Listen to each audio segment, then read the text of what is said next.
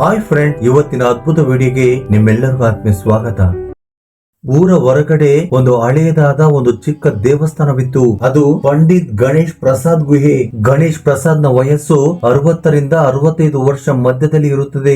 ಆದ್ರೆ ಅವನ ಕಣ್ಣಲ್ಲಿ ಏನೋ ಅರಿಯದ ಯಾವುದೋ ಒಂದು ರಹಸ್ಯವಾದ ಕಾಂತಿ, ಮಾತಿನಲ್ಲಿ ಅದಕ್ಕಿಂತ ತೀಕ್ಷ್ಣತೆ. ಗ್ರಾಮದ ಜನರೆಲ್ಲರೂ ಅವನನ್ನು ಒಳ್ಳೆಯ ಮನಸ್ಸಿರುವ ಜ್ಞಾನಿ ಎಂದು ಭಾವಿಸಿದ್ದರು. ಹೆಣ್ಣು ಮಕ್ಕಳಿಗೆ ಪ್ರಸಾದವನ್ನು ಕೊಟ್ಟು ನಿಮ್ಮ ಕಷ್ಟಗಳು ದುಃಖವು ಪರಿಹಾರವಾಗುತ್ತವೆ ಎಂದು ಆಶೀರ್ವಾದ ಮಾಡುತ್ತಿದ್ದನು. ಆದ್ರೆ ಆ ಪ್ರಸಾದ ಮಾತ್ರ ಹೆಣ್ಣು ಮಕ್ಕಳನ್ನು ಬುಟ್ಟಿಗೆ ಹಾಕಿಕೊಳ್ಳುವ ಒಂದು ನೆಪ ಮಾತ್ರ. ಈ ಗಣೇಶ್ ಪ್ರಸಾದ್ ಹೆಣ್ಣು ಮಕ್ಕಳ ಭಾವನೆಯೊಂದಿಗೆ ಆಟವಾಡುತ್ತಿದ್ದನು. ಅವರ ಬಲಹೀನತೆಯನ್ನು ಅರ್ಥ ಮಾಡಿಕೊಂಡು ಅವರ ಗೌರವವನ್ನು ಪಣಕ್ಕೆ ಇಡುತ್ತಿದ್ದನು. ಒಂದು ರೀತಿಯಲ್ಲಿ ಎಲ್ಲರ ಮನಸ್ಸನ್ನು ಗೆದ್ದಿದ್ದಂತ ಚಾಣಕ್ಯನಾಗಿದ್ದನು. ಯಾರು ಕೂಡ ಅವನ ವಿರುದ್ಧ ಬೆರಳು ತೋರಿಸಿ ಮಾತನಾಡುತ್ತಿರಲಿಲ್ಲ. ಊರಿನ ಜನರಿಗೆ ಅವನೊಬ್ಬ ಶ್ರೇಷ್ಠ ಮಹರ್ಷಿಯ ರೀತಿ ಕಾಣಿಸಿಕೊಳ್ಳುತ್ತಿದ್ದನು. ಆದ್ರೆ ಆ 4 ಗೋಡೆಯ ಮಧ್ಯೆ ಅಡಗಿರುವ ಆ ಕತ್ತಲಿನ ಪ್ರಪಂಚ ಹೊರಗಡೆ ಬಂದಿಲ್ಲ.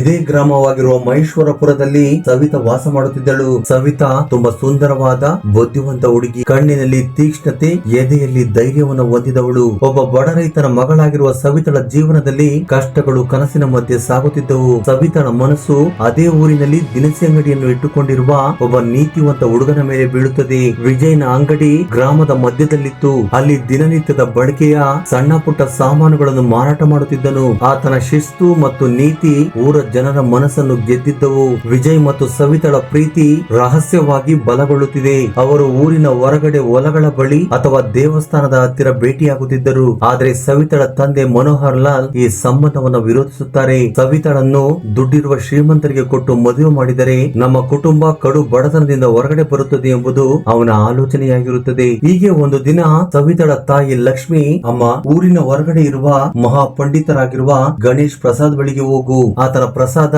ಒಂದು ರೀತಿಯ ಮಾಯಜಾಲ ಇದ್ದಾಗೆ. ನಿನ್ನ ದುಃಖವನ್ನು ಅವರ ಬಳಿ ಹೇಳಿಕೋ. ವಿಜಯ್ ಜೊತೆ ನಿನ್ನ ಮದುವೆ ಆಗುವುದಕ್ಕೆ ದಾರಿ ತೋರಿಸುತ್ತಾರೆ ಎಂದು ಹೇಳುತ್ತಾಳೆ. ಸವಿತಳಿಗೆ ಈ ಮಾತು ಒಂದು ರೀತಿಯ ರಹಸ್ಯ ಅನಿಸಿತು. ಪಂಡಿತ್ ಗಣೇಶ್ ಪ್ರಸಾದ್ ಮೇಲೆ ಆಕೆಗೆ ನಂಬಿಕೆ ಇಲ್ಲ.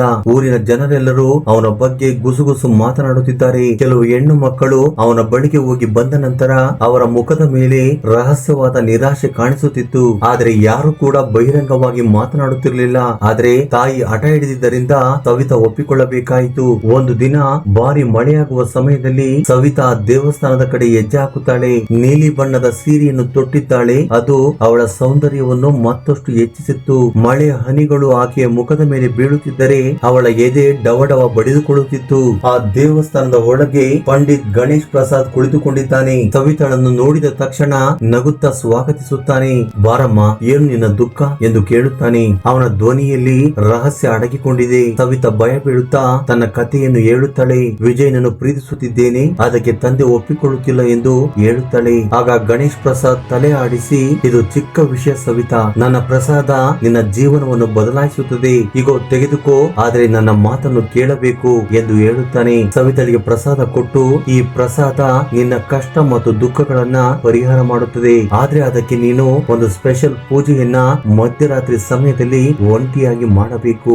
ಯಾರಿಗೂ ಸಹ ಹೇಳಬೇಡ ಎಂದು ಹೇಳುತ್ತಾನೆ. ಸವಿತಳ ಹೃದಯ ಡವ ಒಡೆದುಕೊಳ್ಳುತ್ತಿದೆ. ಆಗ ಆಕೆಗೆ ಗಣೇಶ್ ಪ್ರಸಾದ್ ನ ವ್ಯಕ್ತಿತ್ವದ ಬಗ್ಗೆ ಅನುಮಾನ ಮೂಡುತ್ತದೆ. ಈ ಪೂಜೆಯನ್ನು ಈಗ ಮಾಡುವುದಕ್ಕೆ ಆಗುವುದಿಲ್ಲವಾ ಎಂದು ಕೇಳುತ್ತಾಳೆ. ಆಗ ಗಣೇಶ್ ಪ್ರಸಾದ್ ನಗುತ್ತಾ, ತಾಯಿ, ಈ ಮಾಯಾಜಾಲ ರಾತ್ರಿಯ ಸಮಯದಲ್ಲಿ ಮಾತ್ರವೇ ನಡೆಯುತ್ತೆ, ಭಯ ಬೀಳಬೇಡ, ಇದು ನಿನ್ನ ಒಳ್ಳೆಯದಕ್ಕೆ ಎಂದು ಹೇಳುತ್ತಾನೆ. ಆಗ ಸವಿತಾ ಮನೆಗೆ ಮರಳಿ ಬರುತ್ತಾಳೆ. ಆದ್ರೆ ಆಕೆಯ ಮನಸ್ಸು ಚಿಂತಿತವಾಗಿದೆ. ಆಗ ಆಕೆ ವಿಜಯ್ನನ್ನು ಒಂದು ಮರದ ಬಳಿ ಭೇಟಿಯಾಗಿ ಎಲ್ಲವನ್ನು ವಿವರಿಸುತ್ತಾಳೆ. ವಿಜಯ್ಗೆ ಕೋಪ ಬರುತ್ತದೆ. ಸವಿತಾ, ಈ ಸಾಧು ಒಳ್ಳೆಯವನಲ್ಲ. ಗ್ರಾಮದಲ್ಲಿ ಅವನ ಬಗ್ಗೆ ವಿಧವಾಗಿ ಮಾತನಾಡಿಕೊಳ್ಳುತ್ತಿದ್ದಾರೆ. ನೀನು ಮತ್ತೆ ಅವನ ಬಳಿಗೆ ಹೋಗಬೇಡ ಎಂದು ಹೇಳುತ್ತಾನೆ. ಆದ್ರೆ ಸವಿತಾ, ವಿಜಯ್ ಅವನ ಇನ್ನೊಂದು ಮುಖವನ್ನ ಬಯಲು ಮಾಡದೆ ಹೋದ್ರೆ ಅವನಿಂದ ಇನ್ನೆಷ್ಟು ಹೆಣ್ಣು ಮಕ್ಕಳು ಹಾಳಾಗಿ ಹೋಗುತ್ತಾರೋ ಗೊತ್ತಿಲ್ಲ.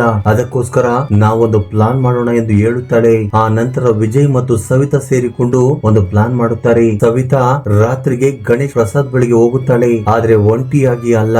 ವಿಜಯ್ ಮತ್ತು ಊರಿನ ಮುಖಂಡ ಕೃಷ್ಣ, ಅವನ ಅವನ ಸ್ನೇಹಿತ ಅರ್ಜುನ್ ಇವರೆಲ್ಲರೂ ಸವಿತಳನ್ನು ಕಾಪಾಡುವುದಕ್ಕೆ ಸಿದ್ಧರಾಗಿದ್ದಾರೆ. ರಾತ್ರಿ ಆಗುತ್ತದೆ. ಸವಿತಾ ದೇವಸ್ಥಾನದ ಬಳಿಗೆ ನಡೆದುಕೊಂಡು ಹೋಗುತ್ತಾಳೆ. ಜೋರಾದ ಮಳೆ ಬೀಳುತ್ತಿದೆ. ಆಕೆಯ ಬಟ್ಟೆಗಳು ನೆನೆದು ಹೋಗಿದ್ದಾವೆ. ಗಣೇಶ್ ಪ್ರಸಾದ್ ತನ್ನ ಕೋಣೆಯಲ್ಲಿ ಸವಿತಳಿಗೋಸ್ಕರ ಎದುರು ನೋಡುತ್ತಿದ್ದಾನೆ. ಆಕೆಯನ್ನು ನೋಡಿದ ತಕ್ಷಣ ಗಣೇಶ್ ಪ್ರಸಾದ್, ಬಾ ಸವಿತಾ, ಈ ರಾತ್ರಿ ನಿನ್ನ ಪ್ರೀತಿಯ ಕನಸು ನನಸಾಗುತ್ತದೆ ಎಂದು ಹೇಳುತ್ತಾನೆ. ಪೂಜೆ ಮಾಡಿ ಪ್ರಸಾದವನ್ನು ಕೊಟ್ಟು ಇದು ನಿನ್ನ ದುಃಖವನ್ನು ದೂರ ಮಾಡುತ್ತದೆ ಎಂದು ಹೇಳುತ್ತಾನೆ. ಆದ್ರೆ ಅವನ ನೋಟ ಸವಿತಳನ್ನು ಕಿತ್ತು ತಿನ್ನುವಂತೆ ಕಾಣುತ್ತಿವೆ. ಅವನು ಸವಿತಳ ಬಳಿಗೆ ಬಂದು ಆಕೆ ಕೈ ಹಿಡಿದುಕೊಳ್ಳುವುದಕ್ಕೆ ಹೋಗುತ್ತಾನೆ. ಆಗ ತಕ್ಷಣ ಸವಿತಾ ಜೋರಾಗಿ ಕಿರುಚುತ್ತಾಳೆ. ಏನು ಮಾಡುತ್ತಿದ್ದೀಯ ಪಂಡಿತ ಎಂದು ಜೋರಾಗಿ ಗದರುತ್ತಾಳೆ. ಅದೇ ಸಮಯಕ್ಕೆ ಸರಿಯಾಗಿ ವಿಜಯ್, ಅರ್ಜುನ್ ಮತ್ತು ಕೃಷ್ಣ ಆ ಕೋಣೆಗೆ ಬರುತ್ತಾರೆ. ಆಗ ಗಣೇಶ್ ಪ್ರಸಾದ್ ಹೆದರಿಕೊಂಡು ಓಡಿ ಹೋಗುವುದಕ್ಕೆ ಪ್ರಯತ್ನ ಮಾಡುತ್ತಾರೆ.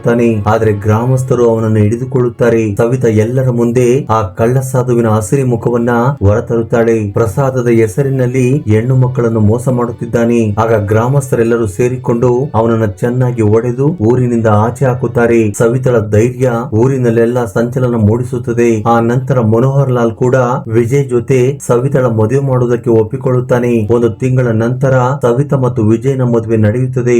ಮದುವೆಯ ದಿನ ವಿಜಯ್ ಸವಿತಳ ಕೈಗೆ ಹಸಿರು ಗಾಜು ಬಳಿಯನ್ನು ತೊಡಿಸುತ್ತಾನೆ. ಅದು ಪ್ರೀತಿಯ ಬಂಧವ ಹೊರತು ಆ ಸಾಧುವಿನ ಕುತಂತ್ರ ಜಾಲವಲ್ಲ. ಸವಿತಾ ಮನೆಯ ಜವಾಬ್ದಾರಿಯನ್ನು ಚೆನ್ನಾಗಿ ನಡೆಸಿಕೊಂಡು ಹೋಗುತ್ತಾಳೆ. ಆ ಊರಿನ ಹೆಣ್ಣು ಮಕ್ಕಳಿಗೆ ಟೈಲರಿಂಗ್ ಕಲಿಸುವುದು ಮತ್ತು ಸೀರೆಯನ್ನು ನೇಯುವುದನ್ನು ಕಲಿಸುತ್ತಾಳೆ. ವಿಜಯ್ ತನ್ನ ದಿನಸಿ ಅಂಗಡಿಯನ್ನು ದೊಡ್ಡದಾಗಿ ಮಾಡಿಕೊಳ್ಳುತ್ತಾನೆ. ಈಗ ಅವರ ಪ್ರೀತಿ ಮತ್ತಷ್ಟು ಬಲವಾಗಿದೆ. ಆದ್ರೆ ಆ ಕಳ್ಳ ಸಾಧುವಿನ ಕತೆ ಅಲ್ಲಿಗೆ ಮುಗಿಯಲಿಲ್ಲ. ಅವನ ಎದೆಯಲ್ಲಿ ಪ್ರತೀಕಾರದ ಜ್ವಾಲೆ ಉರಿಯುತ್ತಿದೆ. ಊರಿನಿಂದ ಹೊರ ಹೋಗಿದ್ದರೂ ಕೂಡ ಸವಿತಾಳ ಮೇಲೆ ಮತ್ತು ಆ ಊರಿನ ಜನರ ಮೇಲೆ ಸೇಡನ್ನ ತೀರಿಸಿಕೊಳ್ಳಬೇಕೆಂದು ಅಗೆಯನ್ನ ಸಾಧಿಸುತ್ತಿದ್ದಾನೆ. ಮತ್ತೆ 2-3 ತಿಂಗಳ ನಂತರ ಗ್ರಾಮದಲ್ಲಿ ಗುಸುಗುಸು ಮಾತುಗಳು. ಒಬ್ಬ ಹೊಸ ಸಾಧು ಶಂಕರ್ ದಾಸ್ ಎಂಬ ಹೆಸರಿನಲ್ಲಿ ಊರಿನ ಹತ್ತಿರದಲ್ಲಿರುವ ಒಂದು ಆಶ್ರಮದಲ್ಲಿ ವಾಸ ಮಾಡುತ್ತಿದ್ದಾನೆ. ಅವನ ವಯಸ್ಸು 60ರಿಂದ 65 ವರ್ಷ.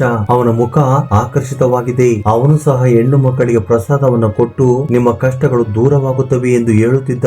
ಆಗ ಗ್ರಾಮದ ಹೆಣ್ಣು ಮಕ್ಕಳು ಅವನ ಮೇಲೆ ಆಕರ್ಷಿತರಾಗುತ್ತಾರೆ. ಸವಿತಳಿಗೆ ಈ ವಿಷಯ ಗೊತ್ತಾಗಿ ಅವಳ ಮನಸ್ಸು ಗಾಬರಿಗೊಳ್ಳುತ್ತದೆ. ಆಗ ಆಕೆ ವಿಜಯ್ ಬಳಿ, ಈ ಶಂಕರ್ ದಾಸ್ ಹೊಸಬನಲ್ಲ, ಇದು ಗಣೇಶ್ ಪ್ರಸಾದ್ ನ ಹೊಸ ರೂಪ ಎಂದು ಹೇಳುತ್ತಾಳೆ. ಆಗ ವಿಜಯ್ ನಗುತ್ತಾ ಆಶ್ಚರ್ಯಗೊಳ್ಳುತ್ತಾನೆ. ಸರಿ, ಹಾಗಾದ್ರೆ ಇನ್ವೆಸ್ಟಿಗೇಷನ್ ಮಾಡೋಣ ಎಂದು ಹೇಳುತ್ತಾನೆ. ಸವಿತಾ ತನ್ನ ಸ್ನೇಹಿತೆ ಪ್ರೀತಿಯನ್ನು ಕರೆದುಕೊಳ್ಳುತ್ತಾಳೆ. ಪ್ರೀತಿ ಕೂಡ ಆ ಗ್ರಾಮದಲ್ಲಿ ಧೈರ್ಯವಂತಳು ಮತ್ತು ಬುದ್ಧಿವಂತಳು ಕೂಡ. ಪ್ರೀತಿ ಒಂದು ಸಾಧಾರಣವಾದ ಸೀರೆಯನ್ನು ಹಾಕಿಕೊಂಡು ತಾನು ತುಂಬಾ ದುಃಖದಲ್ಲಿರುವವಳಂತೆ ನಟಿಸುತ್ತಾ ಶಂಕರ್ ದಾಸನ ಆಶ್ರಮಕ್ಕೆ ಹೋಗುತ್ತಾಳೆ. ಸ್ವಾಮಿ, ನನ್ನ ಮದುವೆ ವಿಷಯದಲ್ಲಿ ಸಮಸ್ಯೆ ಆಗಿದೆ. ಒಂದು ಸಂಬಂಧ ಫಿಕ್ಸ್ ಆಗಿ ಕ್ಯಾನ್ಸಲ್ ಆಗಿದೆ. ನೀವು ನನಗೆ ಸಹಾಯ ಮಾಡುತ್ತೀರಾ ಎಂದು ಕೇಳುತ್ತಾಳೆ. ಶಂಕರ್ ದಾಸ್ ಆಕೆಗೆ ಪ್ರಸಾದ ಕೊಟ್ಟು, ಈ ಪ್ರಸಾದ ನಿನ್ನ ಕಷ್ಟ ಮತ್ತು ದುಃಖವನ್ನ ಪರಿಹಾರ ಮಾಡುತ್ತದೆ. ಆದ್ರೆ ಮಧ್ಯರಾತ್ರಿ ಸಮಯದಲ್ಲಿ ನೀನು ಒಂಟಿಯಾಗಿ ಒಂದು ಪೂಜೆಯನ್ನು ಮಾಡಬೇಕೆಂದು ಹೇಳುತ್ತಾನೆ. ಆ ನಂತರ ಪ್ರೀತಿ ಮನೆಗೆ ಬಂದು ನಡೆದ ವಿಷಯವನ್ನ ಸವಿತಳಿಗೆ ಹೇಳುತ್ತಾಳೆ. ಆಗ ಸವಿತಳಿಗೆ ತನ್ನ ಅನುಮಾನ ನಿಜವೆಂದು ಅರ್ಥವಾಗುತ್ತದೆ. ಇದು ಖಂಡಿತವಾಗಿಯೂ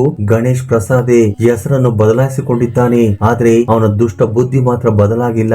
ಆ ನಂತರ ಸವಿತಾ ಮತ್ತು ವಿಜಯ್ ಊರಿನ ಮುಖಂಡರೊಂದಿಗೆ ಸೇರಿಕೊಂಡು ಮತ್ತೊಂದು ಪ್ಲಾನ್ ಮಾಡುತ್ತಾರೆ. ಈ ಶಂಕರ್ ದಾಸ್ ನನ್ನು ಪೊಲೀಸರಿಗೆ ಒಪ್ಪಿಸಬೇಕೆಂದು ನಿರ್ಧಾರ ಮಾಡುತ್ತಾರೆ. ಸವಿತಾ ತನ್ನ ರೂಪವನ್ನು ಬದಲಾಯಿಸಿಕೊಳ್ಳುತ್ತಾಳೆ. ಒಂದು ಸಾಧಾರಣವಾದ ಸೀರೆಯನ್ನ ಉಟ್ಟು ಮುಖವನ್ನು ಒಂದು ವೇಲಿನಿಂದ ಮುಚ್ಚಿಕೊಂಡಿದ್ದಾಳೆ. ನೇರವಾಗಿ ಆಶ್ರಮಕ್ಕೆ ಹೋದ ಸವಿತಾ, ಸ್ವಾಮಿ, ನನಗೆ ಮದುವೆಯಾಗಿ 5 ವರ್ಷವಾಯಿತು. ಆದ್ರೆ ನನ್ನ ಗಂಡ ನನ್ನನ್ನು ಪ್ರೀತಿಸುತ್ತಿಲ್ಲ. ದಯವಿಟ್ಟು ನನಗೆ ಸಹಾಯ ಮಾಡಿ ಎಂದು ಕೇಳುತ್ತಾಳೆ. ಆಗ ಶಂಕರ್ ದಾಸ್ ವೇಲಿನಿಂದ ಮುಚ್ಚಿಕೊಂಡಿದ್ದ ಆಕೆಯ ಮುಖವನ್ನು ನೋಡುತ್ತಾನೆ. ಶಂಕರ್ ದಾಸ್ ಸವಿತಾಳನ್ನು ನೋಡುತ್ತಾನೆ. ಸವಿತಾ ಶಂಕರ್ ದಾಸ್ ನನ್ನು ನೋಡುತ್ತಾಳೆ. ಅವನ ಕಣ್ಣಲ್ಲಿ ಗಣೇಶ್ ಪ್ರಸಾದ್ ಇದ್ದಂತ ತೀಕ್ಷ್ಣವಾದ ಕಾಂತಿ. ಆಗ ಅವನು ಪೂಜೆ ಮಾಡಿ ಸವಿತಳಿಗೆ ಪ್ರಸಾದವನ್ನು ಕೊಟ್ಟು ರಾತ್ರಿ 1 ಗಂಟೆಯ ಸಮಯದಲ್ಲಿ ನೀನು ಒಂಟಿಯಾಗಿ ಪೂಜೆಗೆ ಬಾ ಎಂದು ಹೇಳುತ್ತಾನೆ. ಆಗ ಸವಿತಳಿಗೆ ಅರ್ಥವಾಗುತ್ತದೆ ಇದು ಅದೇ ಹಳೆಯ ಟ್ರಿಕ್ ಎಂದು. ಆಗ ಸವಿತಾ, ಆಯ್ತು ಸ್ವಾಮಿ, ರಾತ್ರಿ ಬರುತ್ತೇನೆ ಎಂದು ಹೇಳಿ ಅಲ್ಲಿಂದ ಹೊರಡುತ್ತಾಳೆ. ಆದ್ರೆ ಈ ಸಾರಿ ಆಕೆ ತನ್ನ ಪ್ಲಾನ್ಗೆ ಇಡೀ ಗ್ರಾಮವನ್ನೇ ಕರೆದುಕೊಳ್ಳುತ್ತಾಳೆ. ಊರಿನ ಮುಖಂಡ ಕೃಷ್ಣ, ವಿಜಯ್ನ ಫ್ರೆಂಡ್ ಅರ್ಜುನ್, ತನ್ನ ತಂದೆ ಮನೋಹರ್ಗೂ ಕೂಡ ಹೇಳುತ್ತಾಳೆ.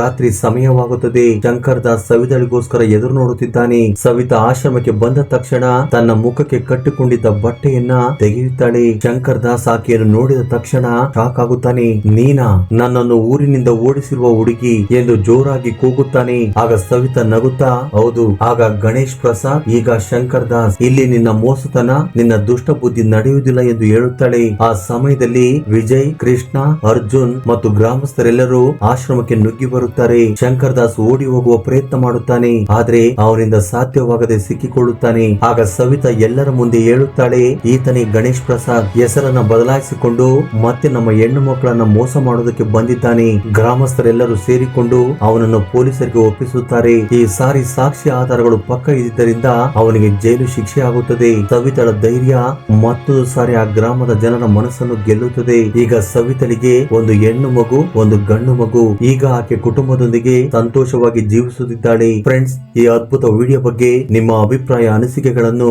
ಕಮೆಂಟ್ ಬಾಕ್ಸ್ ಅಲ್ಲಿ ಕಮೆಂಟ್ ಮಾಡಿ. ಹಾಗೆ ವಿಡಿಯೋ ನಿಮ್ಗೆ ಇಷ್ಟವಾಗಿದ್ದರೆ ದಯವಿಟ್ಟು ಲೈಕ್ ನೀಡುವುದನ್ನು ಮರೆಯಬೇಡಿ. ಧನ್ಯವಾದ.